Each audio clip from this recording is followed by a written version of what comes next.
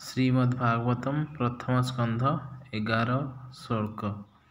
भूरिणी भूरि कर्माणि श्रोतव्यानि विभागशः अतः साधोऽत्र यत्सारं समुद्धृत्य मनीषया ब्रूहि भद्राय भूतानां येनात्मासु प्रसिद्धति। शास्त्रों के अनेक प्रकार हैं और उन सब में अनेक नियमित कर्मों का उल्लेख है जिनके विभिन्न प्रभावों का वर्षों तक अध्ययन करके ही सीखा जा सकता है।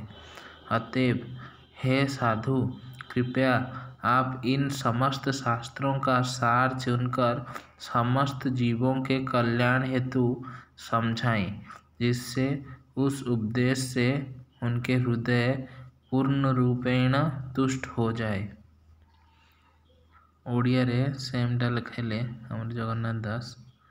जुग व्यवहारे परिमाणी सकल धर्म तुम्भे जानी जे धर्म शुभ तुम्भ मते सार उद्धारी दृढ़ चिते कह संसारे प्राणींकर जे मन्दे मायारु निस्तार जेणे प्रसन्न होई हरि ए जीव आत्मा को उद्धारी तुम्भे प्रसन्ने जोग बळे प्रकाश कर मही तळे।